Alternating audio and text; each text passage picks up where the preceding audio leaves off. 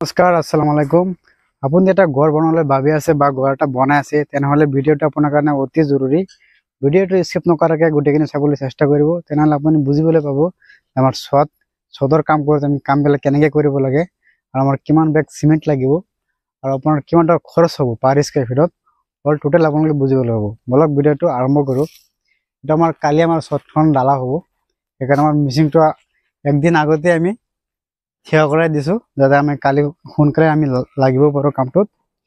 আৰু এইফালে আমাৰ চিমেণ্ট বালি গিটি চব আহিছে। চিমেণ্টটো আমি আনিছোঁ আমাৰ ষ্টাৰ চিমেণ্ট ৱেদাৰ চিল। আপোনালোকে ধৰক চাটাৰিং কৰা শেষ হৈ যোৱাৰ পিছত যে বাঁহবিলাক ঠিকে আছে নে নাই, বাঁহবিলাকৰ গোটেইখিনি বাঁহ চাব লাগিব যে বাঁহৰ তলত আমাৰ ইটা বা তক্তা দি লেবেলত আছে নে নাই বাঁহকেইটা, গোটেইখিনি বাঁহকেইটা চাই ল'ব, পিছতে ডালাৰ কামটো আৰম্ভ কৰিব। নহ'লে বাঁহ যদি এটা খুলি যায় বা ফাটি যায়, ফাটা বাঁহ যদি লগাই দিয়ে তেনেহ'লে আপোনাৰ ছদটো বহি যাবলৈ চান্স থাকে। এইফালে আমাৰ চিৰি কাম চলি আছে, চিৰিটো চাওক। চিৰি যিটো আমাৰ ষ্টেপ আছে, ষ্টেপটো আমাৰ 1 ফুট আছে আৰু যিটো আমাৰ ৰাইজাৰ হাইট হ'ব, ৰাইজাৰ হাইটবিলাক আমি আপোনালোকে জানেই, আমাৰ গোটেই ভিডিঅ'ত আপোনালোকে চাইছে যে আমাৰ 5 ইঞ্চিৰ পৰা 6 ইঞ্চি আমাৰ ৰাইজাৰ যিটো হাইট আছে হাইটটো থাকে। ইয়াতকৈ যদি আপুনি বেছি দি দিয়ে তেনেহ'লে ধৰক আপুনি বুঢ়া হৈ গ'লে খোজকাঢ়িব নোৱাৰিব। আমি ওপৰত উঠি আছো, বিমবিলাক কেনেকৈ বান্ধিছো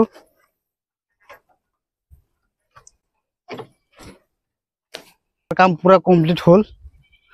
ছদৰ কাম কমপ্লিট হোৱাৰ পিছত আপোনালোকে পোষ্টবিলাকৰ যিমান জইন আছে যে লিপিংবিলাক আপোনালোকে গোটেইখিনি লিপিং দি দিব।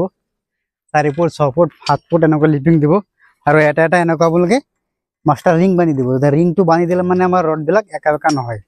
ভৱিষ্যত যাৰ এটা ছদ মাৰিব তেতিয়া মানে আপোনাৰ কামটো মানে সুবিধা হ'ব। আৰু যিটো আমাৰ জালিৰ যিটো গেপ আছে, গেপটো আমাৰ যিটো 4 ইঞ্চি আছে, এইবিলাক আমাৰ 4 ইঞ্চি আছে।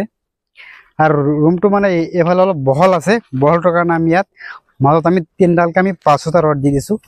এইটো চাওক 16 mm, 1 2 3টা মানে আমাৰ ৰুমৰ লম্বাকে আমি দি দিছোঁ যাতে আমাৰ ৰুমটোত মানে মানুহে খোজকাঢ়িলে বা কিবা এটা কাম কৰিলে তো শব্দ নহয়, সেইকাৰণে মাজত আমি 16 mm ৰড ইউজ কৰি দিছোঁ। আৰু যিটো আমাৰ বিম আছে, এইফালে চাওক আমাৰ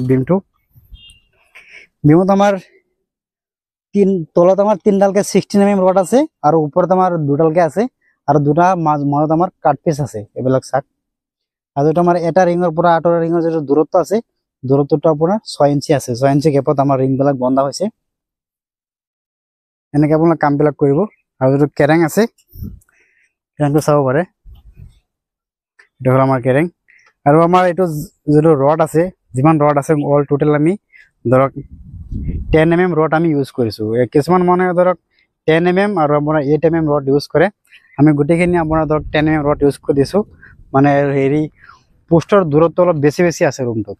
গোটেইকেইটা ৰুমত মানে আপোনাৰ 15 16 এনেকুৱা ৰুমত দূৰত্ব বেছিকৈ আছে, সেইকাৰণে আমি 8 mm ৰড আমি ইউজ কৰা নাই। 8 mm ৰড যদি আমি ইউজ কৰোঁ তেনেহ'লে ধৰক ছদৰ ওপৰত কিবা কাম কৰিলে মানে শব্দ দিব বা আপোনাৰ ছদটো কঁপি থাকে। তলৰ ছদটো মানে কঁপি আছিলে, বেলেগ মানুহে কাম কৰিছিলে, মানে ইমান গপচকৈ দিয়া নাই, সেইকাৰণে আমি 5টা ৰড দি দিছোঁ। আৰু আপোনাৰ গোটেই জালিটো আমি 10 mm ৰড দি আমি বনাবলৈ চেষ্টা কৰিছোঁ। এনেকৈ কাম কৰিলে আপোনাৰ কামটো গপচ হয়। আৰু এটা মেইন কথাটো হ'ল আপোনালোকে যিটো আমাৰ হেৰি, এইটো গুটকা বুলি কওঁ আমি, এইবিলাক আপোনালোকে দিছে নে নাই, এইটো আপোনাৰ 1 মিটাৰ দূৰত্বত আপোনালোকে এনেকুৱা গুটকা দি দিব।